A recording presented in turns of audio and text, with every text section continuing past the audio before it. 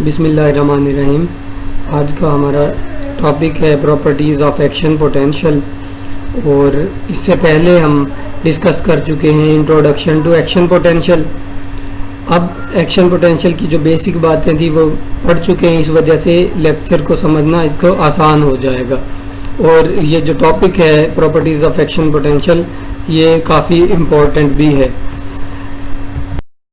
तो सबसे पहली प्रॉपर्टी है कि एक्शन पोटेंशियल को स्पाइक्स या नर्व इम्पल्स भी कहा जाता है। स्पाइक इस वजह से कहते हैं क्योंकि इस तरह की एक पीक बनती है, नर्व इम्पल्स जब जनरेट होती है करंट की, वोल्टेज की, इस तरह से एक पीक नज़र आएगी तो ये स्पाइक बन जाएगी।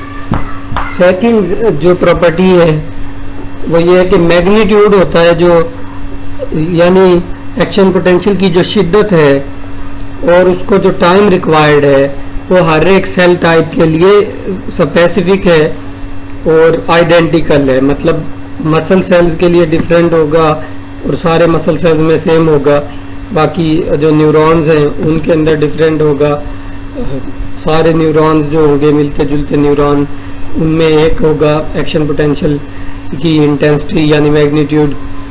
नेक्स्ट जो प्रॉपर्टी है, एक्शन पोटेंशियल के दौरान सेल की मेम्ब्रेन की पोलैरिटी इनवर्स हो जाती है या रिवर्स हो जाती है। तो पोलैरिटी रीएस्टैब्लिश होती है हाइपरपोलराइजेशन के बाद -90 मिलीवोल्ट, जो कि तमाम सेल्स में नहीं पाई जाती हाइपरपोलराइजेशन। कुछ सेल्स ऐसे भी होते हैं जिनमें हाइपरपोलराइजेशन नहीं होती। Stimulus up to threshold level is required to initiate action potential. Action potential जब इनिशिएट होता है जब उसको कोई स्टिमुलस मिलता है, यानी कि स्टिमुलस का जो थ्रेशोल्ड लेवल है वहाँ तक अगर वोल्टेज पहुँचती है सेल में मेम्ब्रेन में -30 मिलीवोल्ट टू -50 मिलीवोल्ट, ये ऑब्जेक्टिव के लिए याद रखनी है सबने। और -30 टू -50 ये रेंज वेरी करती है सेल टाइप पर। थ्रेशोल्ड लेवल तक जब हम पहुंच जाएंगे, थ्रेशोल्ड लेवल तक वोल्टेज पहुंच जाएगी जब, तो एक्शन पोटेंशियल रीजनरेटिव हो जाएगा। रीजनरेटिव की टर्म इसलिए यूज करते हैं क्योंकि एक्शन पोटेंशियल खुद ब खुद आगे फैलता जाएगा। सेल्फ रिपीटिंग का वर्ड इसके लिए यूज किया जाएगा। रीजनरेटिव जो है वो इस जगह पर टर्म यूज की जाएगी। Overshoot term is use during reversed polarity and can reach up to +50 millivolt. जब जीरो से ऊपर की तरफ वोल्टेज आती जाएगी, प्लस वाली साइड पे आएगी, उतने कंडीशन को ओवरशूट की टर्म दी जाएगी। ओवरशूट कहा जाएगा उसको। ये सेल टू सेल वेरी करती है और इसकी भी वैल्यू +10 टू +50 मिलीवोल्ट्स है। एक्शन पोटेंशियल जो मैमल्स के अंदर होता है वो कुछ 1 मिलीसेकंड या 2-3 मिलीसेकंड तक रहता है, लेकिन जो वर्टिब्रेट यानी मैमल्स हैं जो अक्सर, उनके अंदर हार्ट मसल में बहुत देर तक एक्शन पोटेंशियल रह सकता है, मतलब बहुत देर तक कंप्लीट होता है, 0.5 सेकेंड तक। नेक्स्ट प्रॉपर्टी है रिफ्रैक्टरीनेस। रिफ्रैक्टरी पीरियड के बारे में पढ़ चुके हैं, टर्म सेम है। रिफ्रैक्टरीनेस का मतलब होता है डिमिनिश्ड एक्साइटेबिलिटी। एक्साइटेबिलिटी की जो प्रॉपर्टी है वो खत्म हो जाना। अब जो एक्साइटेबिलिटी प्रॉपर्टी है वो क्यों खत्म होती है और उसकी टाइप्स क्या हैं वो देखते हैं आगे। फर्स्ट टाइप है रिफ्रैक्टरीनेस की एब्सोल्यूट रिफ्रैक्टरी पीरियड या एब्सोल्यूट रिफ्रैक्टरीनेस। इस दौरान कोई एक्शन पोटेंशियल इनिशिएट नहीं होता। फर्ज करें एक एक्शन पोटेंशियल इनिशिएट हुआ, उसके थोड़े ही ड्यूरेशन में आपने दूसरा स्टिमुलस उसको प्रोवाइड किया, तो उस ड्यूरेशन में कोई स्टिमुलस कोई एक्शन पोटेंशियल इनिशिएट नहीं होगा दोबारा जल्दी से। और ये वो टाइम होगा जिस टाइम आप मैक्सिमम स्टिमुलस भी, आप इसको स्ट्रोंगर स्टिमुलस भी प्रोवाइड करवा दें, तब भी नेक्स्ट जो नर्व इम्पल्स यानी एक्शन पोटेंशियल है जो वो स्टार्ट नहीं होगा। सेकंड टाइप है relative refractory period. Second type के अंदर अगर आप इंटेंसिटी बढ़ाते हैं स्टिमुलस की, तब एक्शन पोटेंशियल इनिशिएट हो जाएगा, लेकिन उसकी वैल्यू स्मॉलर होगी। फर्ज करें पहले वैल्यू जाती थी +50 मिलीवोल्ट तक, तब इस कंडीशन में जाएगी +40 या +30 मिलीवोल्ट तक।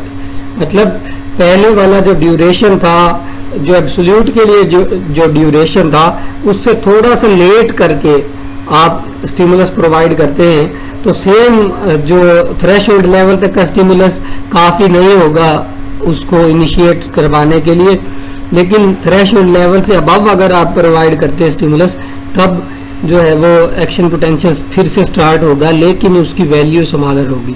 अब इसके पर्पसेस हैं रिफ्रैक्टिवनेस के, क्यों ऐसा होता है, डिमिनिश क्यों होती है एक्साइटेबिलिटी। ये सेल के अंदर, न्यूरॉन्स के अंदर एक एडाप्टेशन है, जिसके अंदर ऐसा है कि सेल ताकि जब एक नर्व इम्पल्स कंडक्ट कर रहा हो तो उसके बाद फौरन से दूसरी नर्व इम्पल्स ना आए, दो मैसेजेस इकट्ठे ना हो, मिक्स ना हो।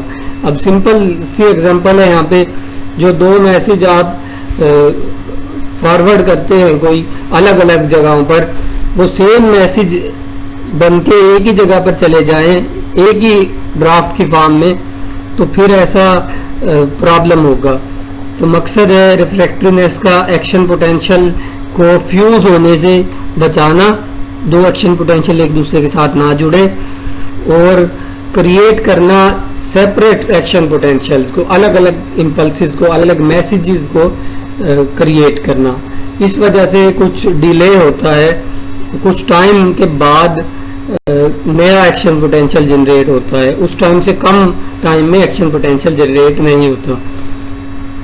अब इसकी कुछ लिमिटेशन है, उसके बाद मतलब कुछ एक्सेप्शन है जो डिस्कस करें। नेक्स्ट जो टर्म है प्रॉपर्टी के तौर पे यूज की जा रही है, एकोमोडेशन। सेल के लिए वर्ड एकोमोडेशन जब यूज किया जाता है, उस टाइम पे यूज किया जाता है जब सब थ्रेशोल्ड लेवल स्टिमुलस बार बार प्रोवाइड किया जाए। फर्ज करें एक स्टिमुलस बिल्कुल शॉर्ट प्रोवाइड किया, फिर दूसरा स्टिमुलस उससे भी ज़्यादा प्रोवाइड किया, तीसरा स्टिमुलस उससे ज़्यादा प्रोवाइड किया, एक सीरीज बना दी स्टिमुलस की जो कि सब थ्रेशोल्ड था इसकी वैल्यू। अब इससे क्या होगा, जब आप ओरिजिनल थ्रेशोल्ड वैल्यू तक स्टिमुलस प्रोवाइड करेंगे तो जो एक्शन पोटेंशियल है वो इनिशिएट नहीं होगा। एक्शन पोटेंशियल के लिए जो थ्रेशोल्ड लेवल था अब वो इंक्रीज हो गया। अब ज़्यादा थ्रेशोल्ड लेवल बढ़ गया तो जो स्टिमुलस है वो भी स्ट्रॉन्ग प्रोवाइड करना पड़ेगा, तब एक्शन पोटेंशियल स्टार्ट होगा। डेफिनेशन बनती है इसकी, the increase in threshold level due to series of sub threshold stimulus is called accommodation. जब बार बार थोड़े स्टिमुलस को बढ़ाते बढ़ाते प्रोवाइड करेंगे, लेकिन वो स्टिमुलस सब थ्रेशोल्ड होगा, असल जो वैल्यू है उससे कम होगा, तब जो एक्शन पोटेंशियल है ओरिजिनल थ्रेशोल्ड लेवल पे जाके भी इनिशिएट नहीं होगा। लेकिन जब आप ओरिजिनल स्टिमुलस से भी ज़्यादा प्रोवाइड करेंगे, फिर जो एक्शन पोटेंशियल है वो इनिशिएट हो जाएगा। नेक्स्ट प्रॉपर्टी है फेजिक रिस्पॉन्स। मोर एडाप्टेड रिस्पॉन्स होगा फेजिस, जिन सेल्स में ज़्यादा एडाप्टेशन होती है वो फेजिक रिस्पॉन्स जाहिर करते हैं। Prolonged constant stimulus can fire 1 or 2 action potential in start to stimulus. अब इस डायग्राम नंबर बी में जो स्लाइड में नज़र आ रही है, डायग्राम नंबर, ये वाली डायग्राम है, सेकंड नंबर पे है जो फेजिक रिस्पॉन्स के लिए ए डायग्राम, सॉरी। अब यहाँ पर स्टिमुलस कंटिन्यूस प्रोवाइड किया जा रहा है कांस्टेंट इंटेंसिटी के साथ, और कुछ टाइम तक कंटिन्यूस प्रोवाइड किया जा रहा है। स्टिमुलस लगातार एक ही कांस्टेंट वैल्यू में है, तो इसकी वजह से जो सेल है वो स्टार्टिंग में 1 या 2 एक्शन पोटेंशियल फायर करेगा, लेकिन उसके बाद एक्शन पोटेंशियल फायर नहीं करेगा। ये एक अडाप्टेशन है। अब जो इस डायग्राम में पीक को मतलब रिमूव किया है, ये आपने कंसीडर करना है जब डायग्राम बनाएंगे, तो पीक यहाँ पर कंप्लीट होगी। ये जो पीक वाला पॉइंट है ये कंप्लीट होगा। फिर इसके बाद नेक्स्ट प्रॉपर्टी है टॉनिक रिस्पॉन्स। टॉनिक रिस्पॉन्स को लेस अडैप्टेड रिस्पॉन्स भी कहते हैं। prolonged constant stimulus can fire many action potential with increased interspike interval। Increase 2 बार आ गया यहाँ पे। दूसरी जो प्रॉपर्टी है वो इस तरह से है कि अगर आप स्टिमुलस को कंटिन्यूस प्रोवाइड करते रहेंगे कांस्टेंट इंटेंसिटी के साथ, तब जो एक्शन पोटेंशियल है वो बार बार जनरेट होता रहेगा, बार बार फायर होता रहेगा।